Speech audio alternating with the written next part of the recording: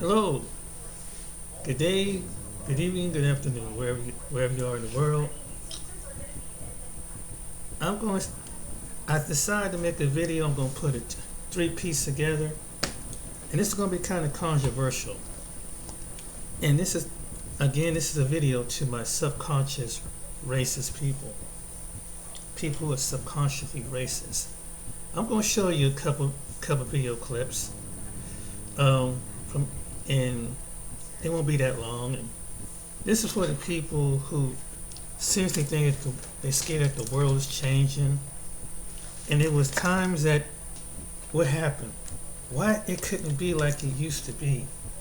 Why couldn't it be people that just looked like us and we had the upper advantage and why is that the world's changing?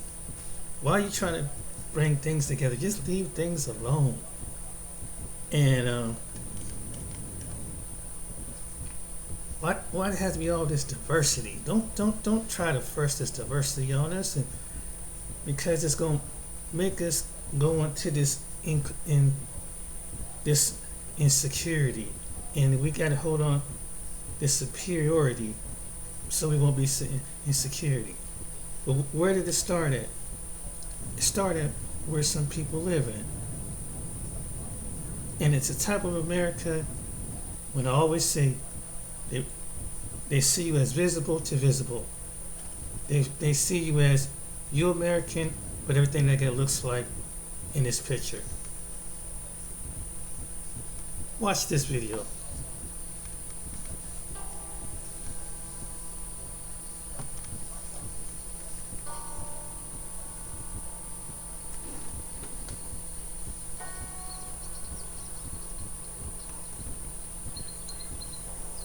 When Sanu Thadani Israni bought a house in this neighborhood in California's Silicon Valley, she found something disturbing in the fine print of her home deed.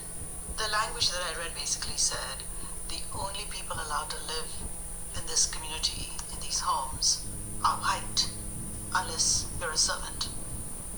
The subdivision is called Ladera, and the racist covenants were attached to the deeds of all 500 some homes here.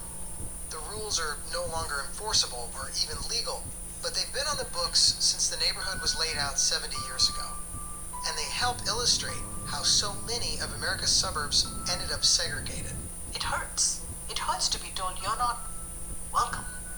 Forget welcome, you're not allowed. It so offended me, I thought, well, this has to be offending everyone who buys property here.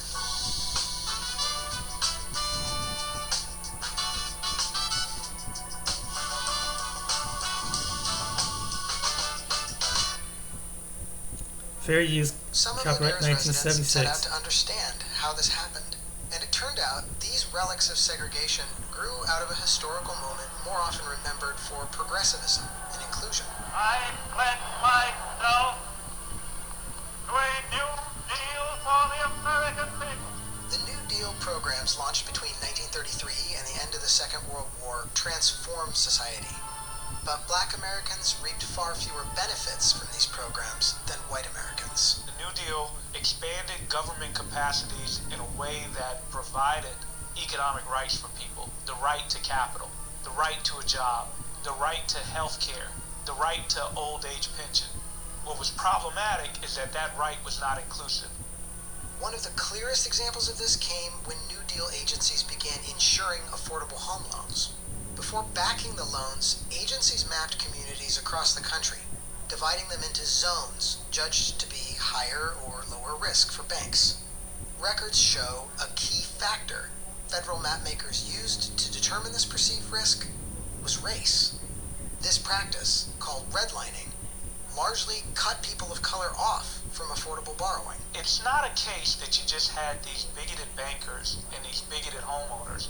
The federal government was culpable. Black people, by design, were excluded from this benefit. It's exactly what happened in Ladera. In the late 1940s, a mixed-race group of about 100 families banded together to build cheap homes near Stanford University. Workers, teachers, and professors, including the novelist Wallace Stegner, formed a cooperative to buy and transform attractive hilly ranch land into an affordable suburb named Ladera. But the project soon stalled. No bank would give them the loan to build these homes. The banks wouldn't do it because the Federal Housing Administration wouldn't insure their loans. Because of these 100 members of the cooperative, 3 were African Americans. At the time, the Federal Housing Administration explicitly recommended that race restrictions be used in new suburban developments. Its lending manual even included instructions for banning buyers who weren't the race for which new homes were intended.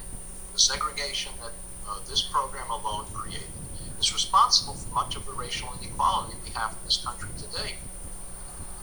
Unable to find financing, the Ladera Cooperative disbanded and sold the land to a private developer who built Ladera as a whites-only community.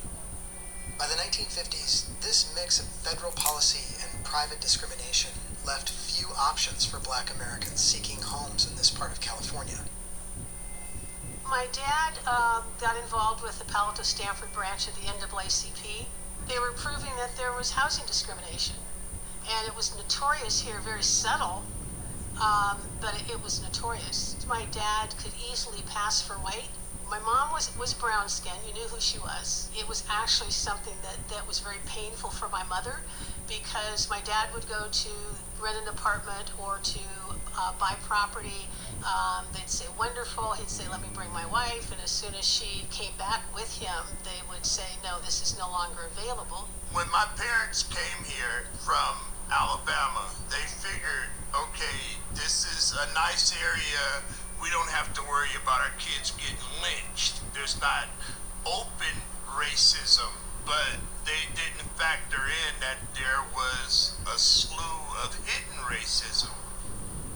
About 9 miles from Ladera, Elwyn Rayner's family opened up this service station in one of the only areas open to Black American property buyers, now known as East Palo Alto. The African Americans were guided to this area. Any houses on the other side of the freeway were considered to be out of their price range, or the interest rate alone would kill that dream of them owning a house because they couldn't afford it. It's like they say you're on the wrong side of the tracks. For us, it was the wrong side of the freeway. For decades, East Palo Alto and neighboring Bellhaven were unincorporated communities without a city government, where housing shared space with heavy industry, and residents enjoyed few of the amenities available to the majority white suburbs like Palo Alto, Menlo Park, or Ladera. We had roads that were badly paved. We had many a neighborhood that did not have sidewalks. We had a school district that was grossly underfunded. We were walking in the middle of the street instead of walking on sidewalks. We had bad lighting. We had bad water. We didn't even have a city. We didn't have a place where we could go and complain even. Today, East Palo Alto is 70% Black and Latino. The median family income is $83,000. Half the households rent, and more than 10% of families live in poverty. Compare this to Ladera, 75% white. The median family income stands just below $200,000. The poverty rate is 1%, and nobody rents. And it doesn't take a rocket scientist to figure that one out, what that's really all about. What's it all about? Well, it's about race. What is critical to know is that a white, asset-based middle class didn't simply emerge. It was structured, and it was structured largely through home ownership. It was structured largely through policy that facilitated white people to acquire homes that appreciated over their lifetime, that could be passed down to future generations as well. The considerable gap in education and income between America's Black families and white families has slowly narrowed since the Civil Rights era. But the gap in wealth, what families own, has been a different story. Throughout American history, the racial wealth gap has been dramatic. For every dollar held by a typical white family at the median, the typical Black family has had about a dime. So this asset-based, wealth-based, white middle class that was generated from New Deal and post-war policies was never extended to black people. And economists say one of the most significant factors creating the wealth gap between white and black Americans is home ownership. Much of a middle-class family's net worth is determined by the value of their home and whether you or your ancestors could buy one in the first place. A home also facilitates your ability to generate wealth to do other things. You can finance an expensive college degree. With wealth, if you want to change jobs, you can pursue your dreams. A home provides access to neighborhood resources. A home provides access to, in the American context, with public schooling, good schools. My father's family was a group of 7 that lived in one room. So when I look at the opportunities my children had by living in this neighborhood, function of purely geography, that zip code, it's a huge amount of privilege to have grown up in this neighborhood. There's no quick fix for the inequality that's grown out of residential segregation. But researchers say it's worth considering what history can teach us. The problems that exist today, what's important to note, they're not insurmountable. The New Deal was about jobs, it was about income, it was about pension, it was about health. There are certain enabling goods and services that people need in order to thrive. That's a reality. And just like government facilitated it in the past, they can facilitate it today, only this time they can do it in a way that is inclusive. In the meantime, a group of volunteers in Ladera gathered enough signatures to formally strike the whites-only language from all 534 deeds in the subdivision. We didn't have a statue of Robert E. Lee in our neighborhood, but we did have this. And we had the power to get rid of it. And I would say that if the pendulum had to go from you are not allowed to taking them down, we now need to say you are welcome. What you think about that? So, you think that was just that part of this? Let me show you redlining with the images. Have this going over. This is segregation and fair housing in the 1950s. Shows you the maps. This shows you segregation housing till this day. It shows you the demographic, gives you the maps. 50 years later, it's fair housing. This gives you the graphic of it. Let me see, this gives you a social, gives you by communities. So, what all this graphic mean? Well, let me show you some other places in America that still got this problem, and then we're gonna sum it all up. Why I played this video, and what was the fear? What was the cost? Why did these people think like this? Where did this come from? I'm gonna show you a couple more videos, and I'm going. This is because subconscious prejudice people, inter-racist people don't want you to know this. Let's go to my channel. Let's go to my playlist, and I'm going to show you something, ladies and gentlemen. Those of you who love diversity, well, you're going to be shocked, because really, subconsciously, people are prejudiced because they really want it to be like the top 10 whitest states. And you say, why? I'm going to show you why they want the 10 whitest, the top 10 whitest states.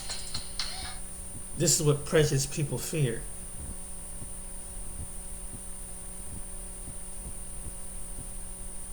And I'm going to show you. This is going to rattle your chain. And you're going to be shocked. Why is this prejudice? Why is racism? Job opportunities. I migration patterns. European settlers, primarily of English, Irish, and Scottish descendants, began moving. Discussing the top 10 whitest states in America.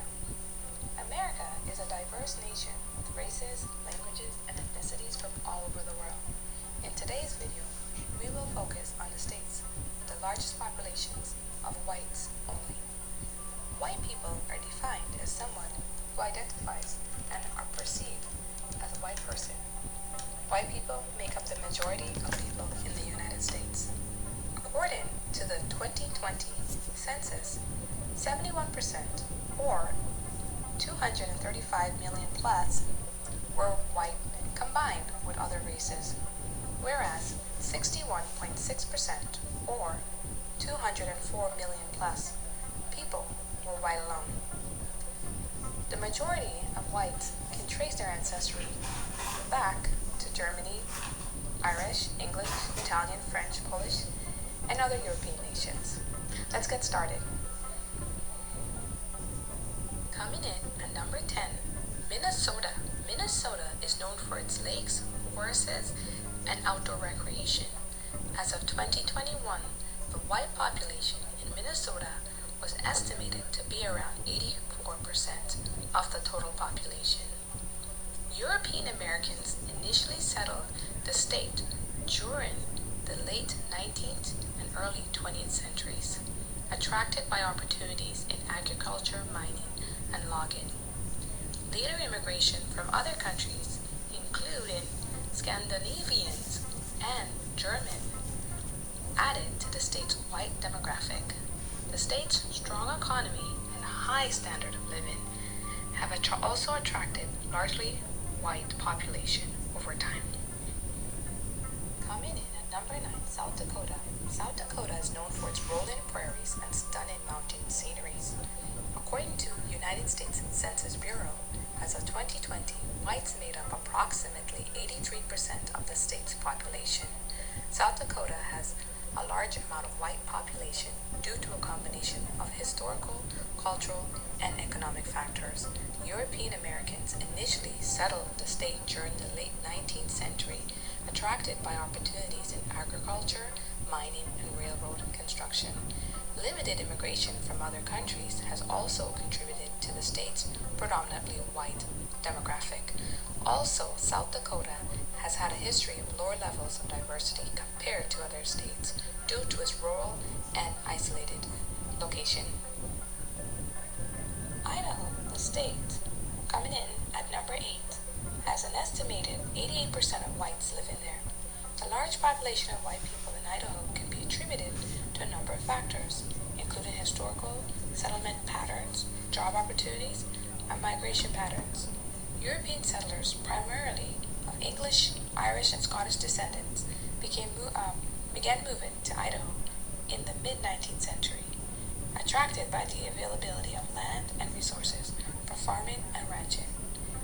In more recent years, Idaho has also experienced significant population growth due to its strong economy, low cost of living, and attractive natural amenities, which have attracted many white people from other states. Additionally, Idaho has a history of being a predominantly white state, which has contributed to its reputation as a desirable place to live for white people.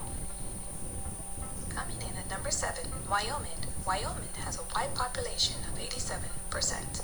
This state is known for its stunning mountain sceneries and rugged terrains. Wyoming has a predominantly white population due to a combination of cultural, historical, and economic factors. The state was originally settled by European Americans during the late 19th century, and the mining and ranching and oil industries attracted a largely white labor force. Also, Wyoming has had a limited immigration from other countries, which has contributed to the predominantly white demographic. Coming in at number 6, North Dakota. North Dakota has a white population of 89%. This state is known for its prairies and oil production. North Dakota has a predominantly white population for similar reasons as Wyoming, due to European Americans initially settling the state during the late 19th and early 20th centuries. Attracted by opportunities in agriculture, mining, and railroad construction. Limited immigration from other countries has also contributed to the state's predominantly white demographics. Coming in at number 5, Montana. Montana has a white population of 89%. This state is known for its stunning mountain scenery and sprawling prairies. Montana, like North Dakota and Wyoming, has a predominantly white population due to a combination of historical, cultural, and economic factors. European Americans settled the state during the late 19th and early 20th centuries, attracted by opportunities in mining, agriculture, and the railway construction. This state has also had limited immigration from other countries, which has contributed to the predominantly white demographics. Moving on to number 4, New Hampshire. New Hampshire has a white population of 91.1%. New Hampshire is known for its stunning mountain sceneries and quaint coastal towns. New Hampshire, like other states in the northeast region of the United States, has a predominantly white population due to its historical settlements by European Americans. The state was initially settled in the 1600s and 1700s by English and French colonists, and later by the Irish and the Italian immigrants in the 19th and 20th centuries. New Hampshire's strong economy and high standard of living has attracted a largely white population over time.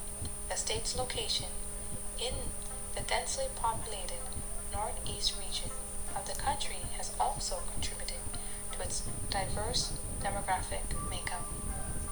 Coming in at number 3, West Virginia. West Virginia is another state with a large population of whites at 93%. This state is known for its rugged terrain, coal mining, and outdoor recreation. West Virginia has a predominantly white population due to a combination of the historical and cultural factors similar to the other states. The state was settled by European Americans in the late 1700s and early 1800s, and its economy was based largely on coal mining.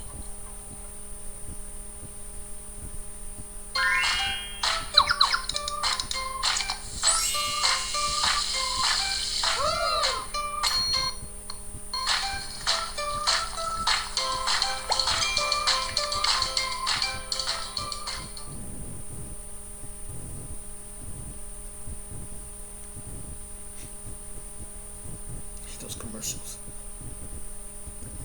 Was based largely on coal mining, which attracted largely white labor force. West Virginia has also had limited immigration from other countries, which has contributed to the predominantly white demographics. Additionally, the state's mountain terrain and rugged geography have limited the levels of diversity compared to the other states. Let's move on to the final 2 states. So coming in at number 2 is Vermont. Another state with a predominantly white population. Vermont is known for its rolling hills, stunning fall foliage, and ski resorts. Vermont has a predominantly white population due to its historically settlement by European Americans. The state was settled in the late 1700s and early 1800s by French, English, and Scottish colonists, and later by Irish and Italian immigrants in the 1900s and the 20th centuries.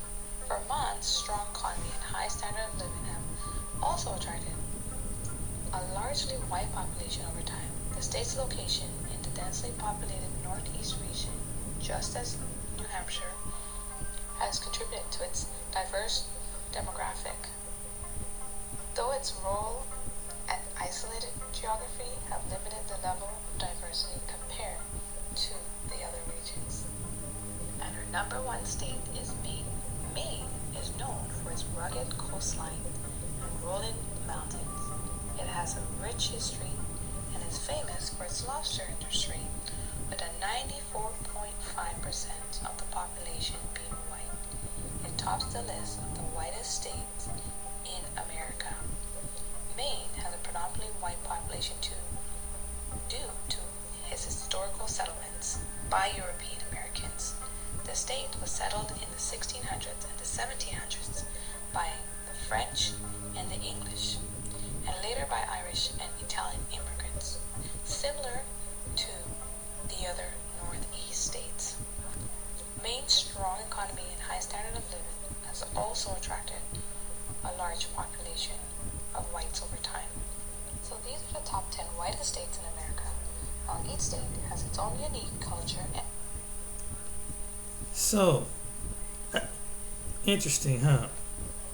But why play that? Because there are some people that this does matter.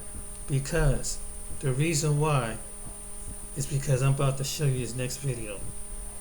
And a lot of people are going to be shocked why they want to stay in areas like this.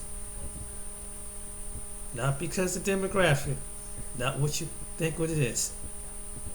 Not just country live, not to live the rural life. You need to check your mama. Well, I ain't no mama, and you need to go check me. Hold on. It's going to be kind of offensive, and it doesn't apply to everybody that live in the area, but you have people out there that live in states and towns like this because this is what they really want. They don't want their children doing this from their version. Watch this. Been going on for a long time. If he's willing to prove to her that he can take care of her, he's going to be good to her, that's fine. When she was at the hospital, He didn't leave my side. he He didn't didn't leave leave her my side. side I'm too when just the saying, nurses. you know. Fair use, copyright 1976, for teaching purposes only. Will he be allowed past your front door?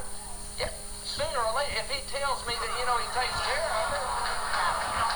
What's the difference if he's black or white? Whites make just as many mistakes as black people do. If you went back and colored your face black and came out here, would that make you different? It's just the color of your skin, honey. She's just saying to look past. Have you, Tiffany, have you dated both black and white guys, Tiffany?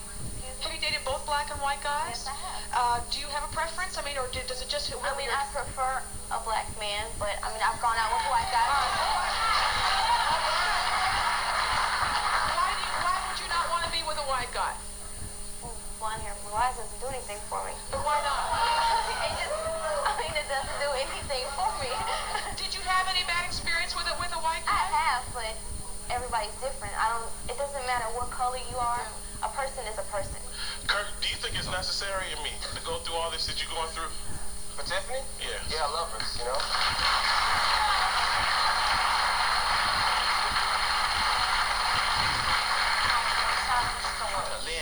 Lynn, I think you as the mother, you should just voice your opinion to what you want your daughter to do or whatever, and be by her side regardless of what kind of decision she make. And you, by you being a stepdaddy, you shouldn't even play a role in saying nothing.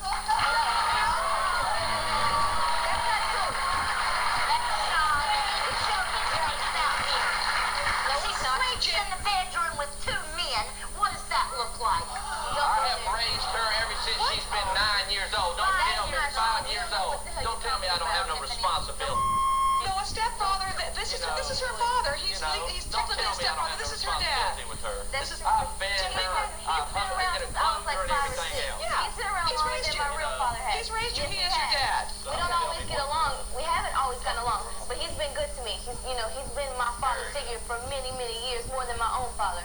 Okay, let's take a break. We'll be right back.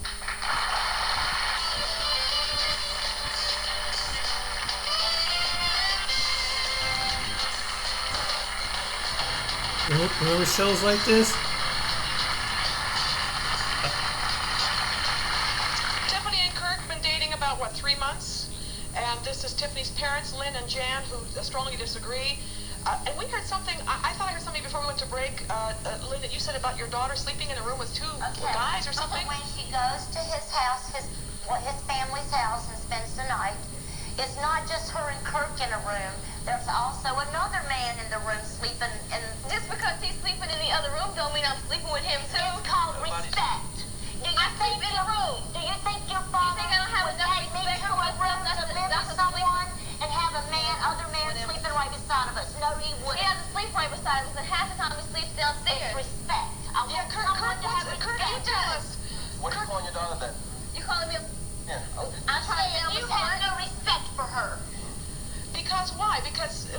guy, Kirk? It's my best friend. We've been best friends for about 10 years. And it's his house. What happened, my job is real close to his house, so Yeah. for the weekends, I go pick her up, you know, we have a nice time, we go out to dinner, we crash there, you know what I mean? That's just it. Friend calls me and says, And my best friend is lying. She's not there. I don't hang out with her. but she lies that he comes and abuses you. Then you end up Mom, in the I talk to her hospital. maybe once or twice every 2 weeks. She doesn't know what the hell's going on. How's the relationship between the mother and the daughter at this time? I mean, you guys sound like you fight all the time. She's trying to make me choose between the man that I love and my family, and I'm not going to choose because I love them both, and I'm not going to choose. Is that what you're saying when it's either him or us? Is that what you're saying? When she's living under my roof and I'm supporting her, she should follow our rules. When she's out on her own, she can live any kind of life she wants to live. Do what she wants. That's irrelevant. But Yeah, but you're trying to make me choose between two people that I love. Yes, it is. Tia, That's not choosing either you or I'm him. talking. She told me I could ask a Go question. ahead, Can I ask a Tiffany. question? You mind? Yeah. Kirk, let me ask you something. Okay. Are you willing to take the blame or whatever, not blame or anything else, if she doesn't eat right, she doesn't take care of herself, and she does... Hey, let me finish, okay? Then you run your damn mouth all you want. Yeah. Let me finish. I've got a point She's here. laying in a hospital in cardiac care unit with tubes up her nose. Okay. 2 weeks ago, I sat here and watched her about her die. Okay, I'm asking him, is he willing to, if you walk in your house one day and that has happened, are you willing to take the responsibility for it? That she's laying there dead? I've just been going through this all her life, man. First of all, It wouldn't be his fault. I'm not saying it wouldn't be his fault. Excuse me 1 second, Jen. Are there any diabetics in the audience? Because this is something all right, are you where are you? Stand up for a second. Is that, somebody else has to be responsible for your care? No, nobody has to be. But But I have you to need eat. someone for support. And he gives me support. I do for myself. If I need anything, he gets it for me. can I answer that? Yeah. Yes, Kirk. Can I answer that? Yeah. Okay, first of all, in the hospital, if you guys supposedly care about her so much, I was the one that was there 24/7. The only reason I left was to go get clothes and come back and stay. You guys would stop in and drop. You were there the longest, at least an hour. The longest. I'm not saying nothing about your daughter, but the longest. Your daughter's in there. On Sunday, I was there from 1 o'clock to 5 o'clock. Even Tracy was there. Last year, we met another family in turmoil over an interracial relationship. William and Carlene Harmon could not accept their daughter Susan's relationship with a black man. In fact, they had not spoken to her since the day they found out she was living with them. Never even met. Don't want to see the guy. Have no desire to even talk to him. Susan, and then William, basically your hatred for blacks is stronger than your love for your daughter. No, I don't hate the blacks, but my daughter don't need to be with a black man when she can get a white man. She don't remember, I told her, all of my kids, that they didn't have to go with blacks. They were in school. And if they ever did, what'd you tell them? I would disown them. How do you know? They don't need them. Why? Yeah. Why? Because they are not their race. This is a man you have refused to meet up until now. Jerome's been waiting backstage. Jerome, come on out and say hi to Susan's dad.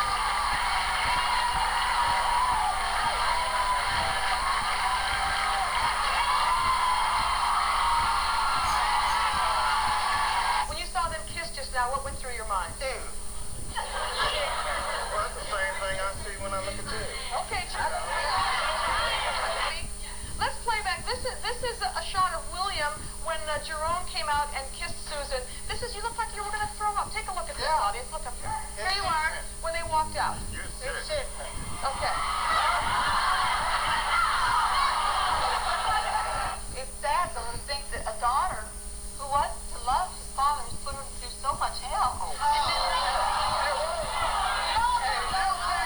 Let me tell you You something. people don't know it all. belong on the show. You're not a point in my life. You never have been. You're my stepmother. My wife. No, I don't care. You're my stepmother. So you shouldn't even be here. All you got was your free trip, okay? Will you ever even try to accept this man into your daughter's life? No, ma'am. You won't. If he says no, he won't, and I believe that he won't, then what does that do? Now the rest of his life with me and him and my children from You're going to go with your own life. Heather Underwood had been dating dating Ravon for a year when they appeared on our show.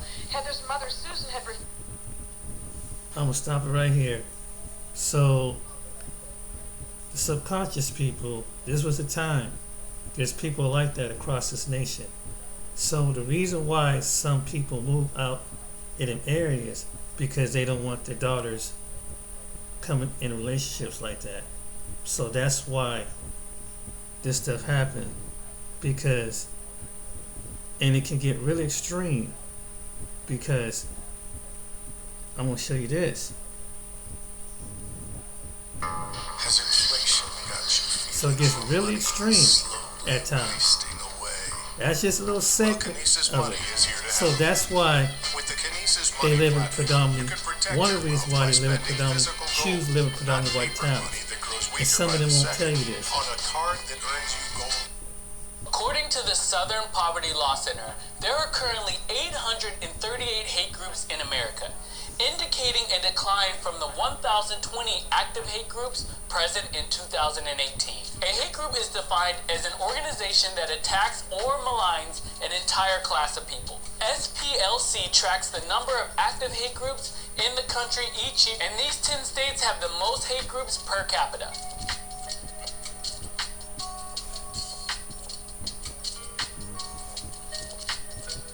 Hi, my name is Jared, and welcome to Black Excellence, where we share interesting things in Black culture and society in every episode. Make sure to subscribe and hit that bell so you can get notified when we release new videos.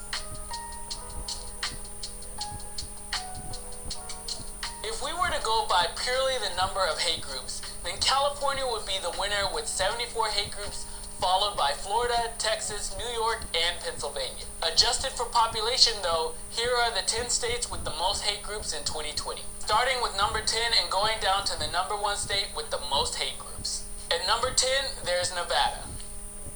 Nevada ranks among the top 10 states with the highest number of hate groups per capita, with 3.82 such groups per million residents, or a total of 12 groups. As of 2020, the state had several active neo-Nazi and white nationalist groups, according to the SPLC. What's very unique about Nevada from most other states on this list is the state has a relatively low percentage of white residents, with only 47.8% identifying as white alone, which is the 5th lowest share among all states. Most of the other states with the highest number of hate groups per capita have a higher than average share of residents identifying as white, compared to the US share of 60%. At number 9, we have Idaho. Idaho had a total of 7 hate groups in 2020, which is 3.83 per million people. This is actually a huge decline from 2011, when Idaho ranked 2nd among states with 11.4 hate groups per million residents. Idaho is not very racially diverse, a common fact among many of the states on this list. At number 8, we have South Carolina. There are 20 hate groups based in South Carolina, which include 5 white nationalist organizations, 2 neo-Confederate groups, and a Ku Klux Klan chapter. An interesting note pointed out in 24/7 Wall Street is that South Carolina, like many other states on this list, has a population more likely to face financial hardships. The state has the 10th highest poverty rate in America. Additionally, its median annual household income is the 10th lowest in the country, with a figure of $56,227, almost $10,000 lower than the U.S. median income. At number 7, we have Virginia. In Virginia, out of the 33 active hate groups in 2020, white nationalism, again, was the most commonly represented ideology. These groups advocated the white identity should be the main organizing principle for Western countries, and often pushed for policies that would ensure white people are the majority in any given area. Although the number of active hate groups nationwide decreased from over 1,000 in 2011 to 838 in 2020, Virginia only experienced a 1-group decrease during the same time period, from 34 to 33. As a result, the state's ranking by the number of hate groups per capita rose from 17th in 2011 to 7th in 2020. At number 6, you have Alabama. Alabama is among the 6 states that have over 4 hate groups per million residents. The state currently has 20 hate groups, with 6 of them being neo-Confederate groups. Similar to other states on this list, Alabama has a low percentage of foreign-born residents. Only 3.6% of the population in the state were born outside of the U.S., compared to the nationwide figure of 13.7%. Number 5, New Hampshire. New Hampshire is the solo state from New England to appear on this list, with 4.4 hate groups per million residents. This figure is more than twice the number of hate groups per capita in any other New England state.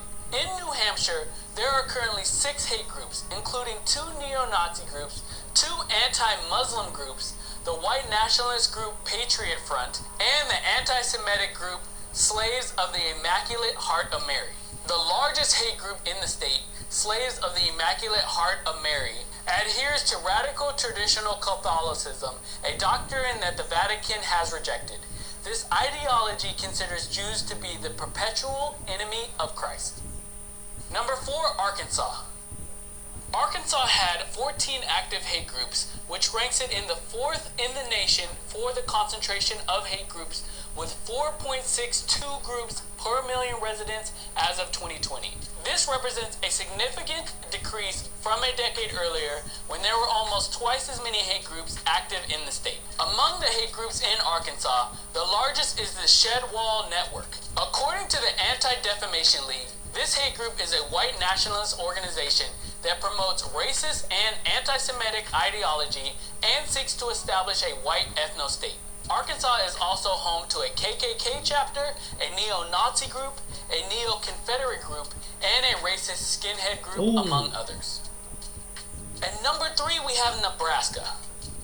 There are 9 hate groups tracked in Nebraska with a population of almost 2 million people.